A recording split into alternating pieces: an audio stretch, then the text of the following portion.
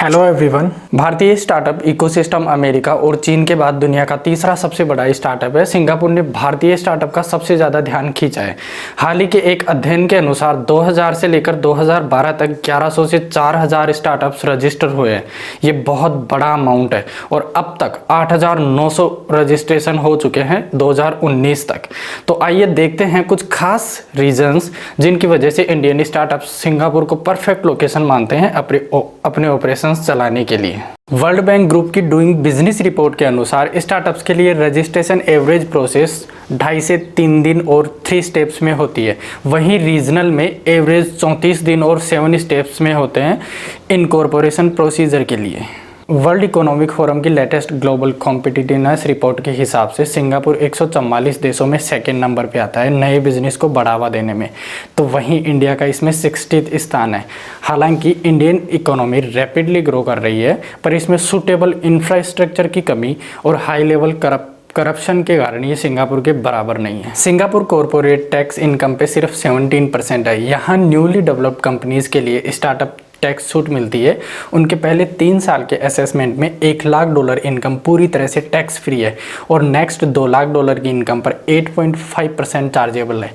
India में startups को अपनी इनकम पर 30% पे करना होता है, जो शायद आप सभी जानते हैं। ये ग्राफ से आप समझ सकते हैं कि कितनी इनकम पे कितना परसेंट टैक्स पेएबल होता है।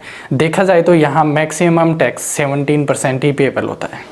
दोस्तों, किसी कार को चलाने के लिए एक एक्सपीरियंस्ड और सही स्किल के ड्राइवर का होना बहुत ज़रूरी है। अगर ऐसा नहीं है तो इट डजंट मैटर कि आपकी कार कितनी महंगी और लग्जरी है। सेम यही चीज़ स्टार्टअप्स के साथ अप्लाई होती है। एक राइट टीम का होना, ताकि एक अच्छा आइडिया भी फेल ना हो। इनसीड की रिपोर्ट में सिंगापुर ने ग्लोबल टैलेंट कॉम्पिटिटिवनेस इंडेक्स में 2nd रैंक हासिल की है। भारत में स्किल्ड वर्कफोर्स की कमी ने प्रतिस्पर्धा को कम किया है और यही वजह है कि बिजनेस में कंपनी फॉरवर्ड करने के लिए इनफ एम्प्लॉय नहीं मिलते हैं, जिसके लिए कहीं ना कहीं हमारा एजुकेशन सिस्टम भी जिम्मेदार है, जहां बहुत पुराना तरीका और सिस्टम चला रहा है। किताबें पढ़ो और नौकरी करने के लिए पढ़ो, और ऐसी किताबें कि जब आप एक्चुअल में फ्यूचर फेस करेंगे तो आपको कहीं भी किसी भी तरह से काम की नहीं लगेगी। सिंगापुर दुनिया का माइक्रोकोस्म है, इसीलिए स्टार्टअप्स के लिए ये एक इफेक्टिव लोकेशन मानी जाती है। साथ ही ये एक टेक सेवी और नेटवर्क रेडी नेशन है। आइए देखते हैं कुछ खास रैंकिंग्स जो दुनिया भर में किए गए सर्वे में सिंगापुर ने अचीव की है। सिंगापुर को अपनी बिजनेस फ्रेंडली पॉलिसीज के लिए मैनी एक्कोलेट्स मिले हैं और ये rankings well registered international organisations के द्वारा दी गई है। 2016 में लगातार 10वें साल विश्व बैंक द्वारा सिंगापुर को 189 कंट्रीज़ में बेस्ट कंट्री का स्थान मिला है बिजनेस करने के लिए। 2014 में इकोनॉमिस्ट इंटेलिजेंस यूनिट EIV ने एफिशिएंट ओपन इकोनॉमी के लिए 82 कंट्रीज़ में सिंगापुर को नंबर 1 रैंक किया है लगातार 7 साल तक।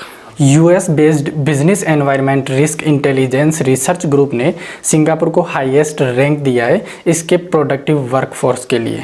फोर्ब्स ने इसको 3rd वेल्दीएस्ट कंट्री रैंक किया है इसके पर कैपिटल GDP के हिसाब से।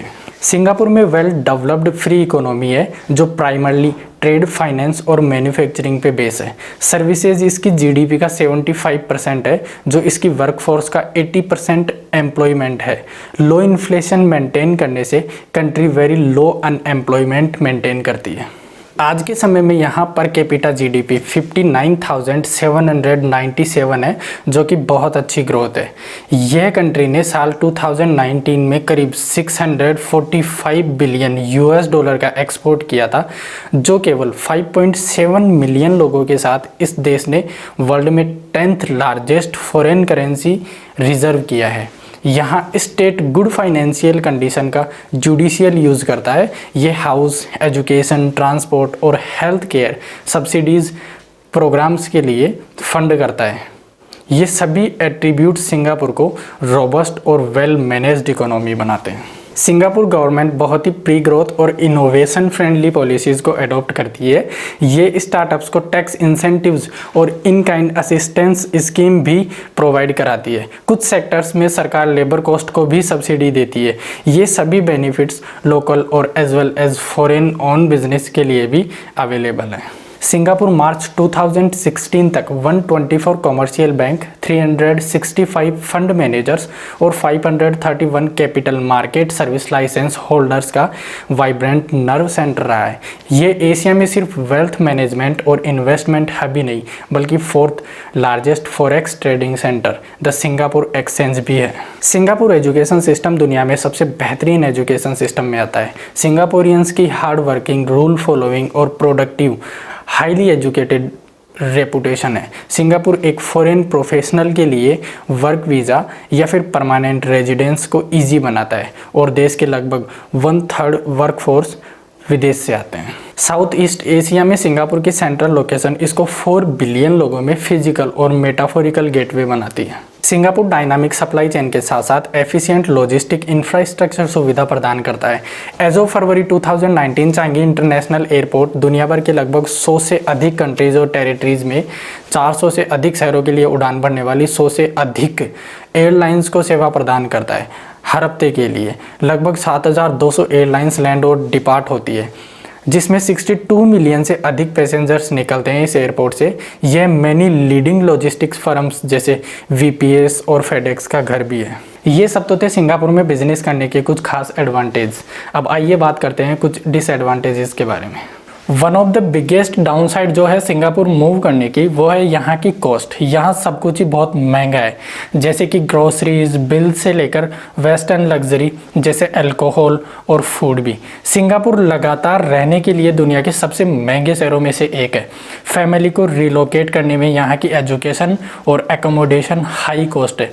एक अंतर्राष्ट्रीय स्कूल ज्वाइन करना आपकी इनकम का एक बड़ा हिस्सा ले सकती है। अधिकांश प्रवासी घर पार्टी के बजाय कॉन्डो में रहते हैं क्योंकि ये अधिक अफोर्डेबल है। तो अदर मेन कंसर्न जो है वो है यहाँ का वेदर, जबकि ट्रॉपिकल क्लाइमेट हॉलीडेज़ के लिए डिज़ायरेबल होता है।